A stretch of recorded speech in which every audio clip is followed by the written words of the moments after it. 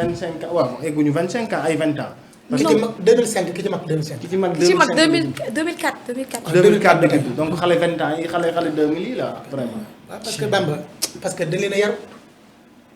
lii rek la ñii weesooguñu bi yar ba léegi nii fàq bi yar duma leen weesoogut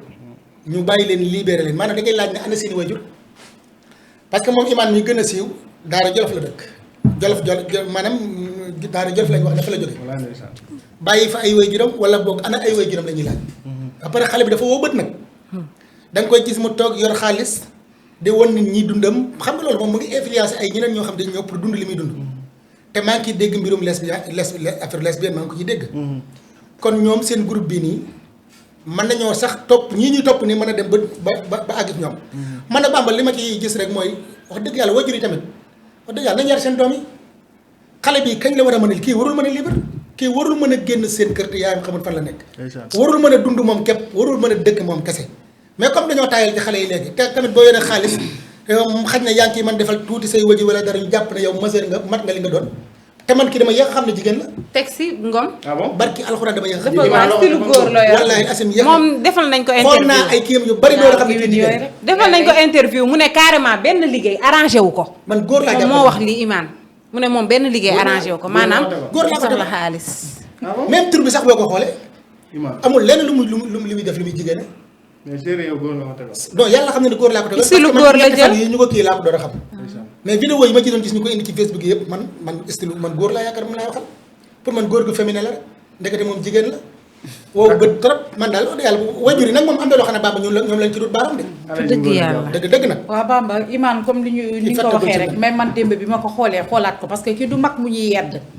parce que Iman boo ko xoolee xale la parce que boo xoolee tey la ñu waxoon ci ñoom Binta mécanicien la ñuy wax lii ci côté waajur yi ñoo ci war a xoolaat parce que Iman mi yàgg na ci TikTok bi jotoon na fekk Adamo keneen ak keneen seen comportement yi muy def yor xaalis da nga koy gis ak keneen yi may wax ci saa su ne jëmp yu góor yi am na ñeneen ñi nga xam ne ñoom la ñuy àndal muy ñeneen ñi parce que Iman boo ko xoolee ci comportement am ci façon de parler da ngay xam ne kii même bu dee doonte affaire drogue bi jàpp nañ ko ci affaire lesbienne tamit dafa nekk li nga xam ne ci biir ci comportement am ak ci doxalinam ak ci jëfalinam man ñii doo leen wax dara sax mais jamono ji seen waajur yi ngay wax parce que bu dee xale yu ndaw yi nga xam ne mooy de 25 ans Iman boo ko xoolee nga xam ne xale la te léegi sax mën naa ne màgg na bi muy ñëw ci TikTok bi ça fait ay 3 ans boo ko daan xool sa gis comportement ak nu muy defee ay xale yu ndaw ni ci jigéen dem bay yor li nga xam ne drogue def ko métier def ko dara di ko jaay tey ba li fekk lañ ci wax dëgg yàlla mooy wax jigéen ñi sëy nañu ba dee yar nañu bay bëgg a dee waaye tamit li ma ne doom doo ko sànni doo ko dagg sànni danga koy topp di ko contrôler parce que fii tollooguñu fenn fu ñu ne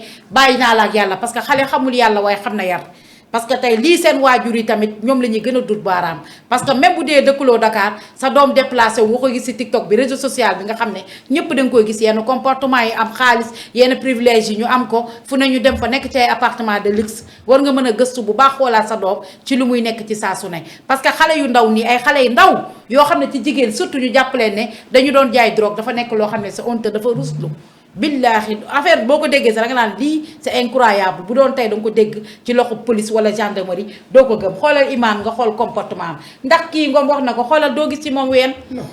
seenoo cus seenoo ween seenoo dara xoolal ci ay loxoom ni ko téye ak comportement am rasta bu wàcc yu xool ko rek kii da ngay xool nii nan la nit waajur di bàyyee njabootam mu mel nii ci saa su nekk ay xale yoo xam ne am nañu fit parce que ñii tey billaahi wallaahi dama ne éducation bi rek moo des parce que nekkuñu mag moo xam ne toog nañ foo xam ne li ñuy def jël ko ak volontaire di demal seen ba parce que ay xale lañu nañu xoolaat comportement bi ñu xoolaat xale yi seeni wax parce que dund lii ngay dund rek sa comportement ngay nekk ak jigéen di tëdd ak moom ci kaw lal di def n'importe quoi bañ koy photo di ko jël di ko publier dafay toll foo xam ne wax dëgg yàlla saa ses tey waxuma la sax wax affaire geste boobu ñu fekk la ci drogue kon kay Iman mii fekkee am na 20 ans wala dara risque 10 ans wala 15 ans xanaa balaa moo génn doon meer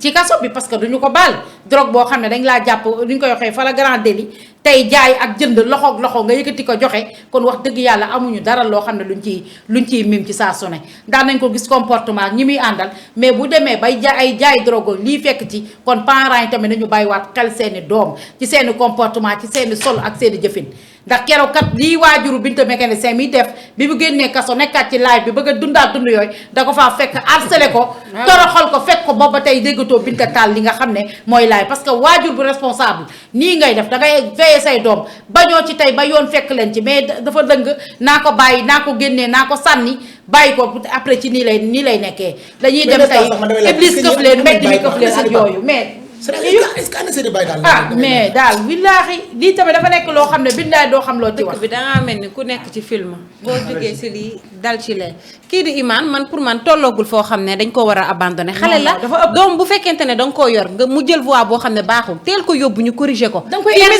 de correction waaw internat yi ak maison de correction yi ñu ngi fi mais boo ko gisee mu taxaw nii man mosuma ko gis damay gis photoom amul benn image boo xam ne gis naa ko mu sol loo xam ne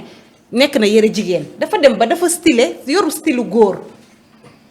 vidéo bi nga xam ne partagé naa ko Bamba ci groupe fii la bi tamit mi ngi ci tëdd ak benn xale bu jigéen ci kawlal bi ñoom ñaar ñu nekk di fóonante sans gêne tu vois kenn xamul lii lan la en plus jigéen noo mën a utiliser ay drogue argent facile bi nga xam ne la ñuy dund nañu war a xoolaat suñu bopp xoolaat na ñuy defee rawatina ñun ñi nga xam ne ñooy yaay yi papa sax bu ko neexee mën na bañ a surveiller doom mais yaay bu fekkente ne dem nga ba xas ba jur da nga war a prendre soin ci sa doom di ko topp di ko xool di ko surveiller ndax tamit nit a ngi yor doom mu tëju si kër génnul demul dikkul mais mi ngi toj dëkk bi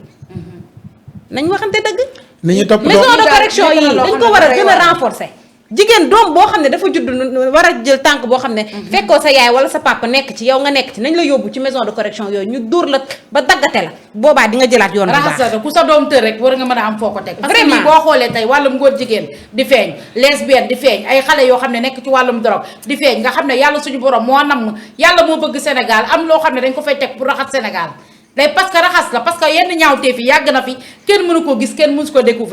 découvrir da nga daan wax ne diw nangam la diw nangam la diw nangam la mais boo demee tey ba yit ñi commencé feeñ acte contre nature yi wàllum drogue ci ay xale yu ndaw wàllum drogue wàllum ay lesbienne ci xale yu ndaw wàllum ay ñaartur yoo xam ne ay nit ñoo xam ne ay célébrité lañ yu ñu xam da nga naan yàlla dafa bëgg Sénégal pour génnee li nga xam ne mooy ñaawteef bi nit ñu feeñ nit ñu nga xam ne dañ fi nekkoon lëndëm seen mbir feeñ su ko defee ñu raxas Sénégal ñu mën a nekk ci jàmm ak salaam. d'accord Papa Sané donc nga préparé ñu dem service commercial dellu siwaat léegi avec la pub bi nga xamante ne bi moom mooy IBC Maroc bu ñu dellu see nag en tout cas soog a waxtaanee loo xamante ne bi wala mbiru politique parce que itam yaakaar naa ni mën nañ cee xuus c'est vrai que mbiru góor jigéen ñi dafa tax fi mu nekk ni réew mi kenn talatul dara et pourtant am na ay événement politique yuy xew am na yu bëri yoo xamante ne bi mu ngi xew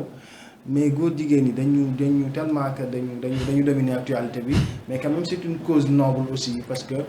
question de santé publique la papa boo paree ñu dem service commercial del siwaat.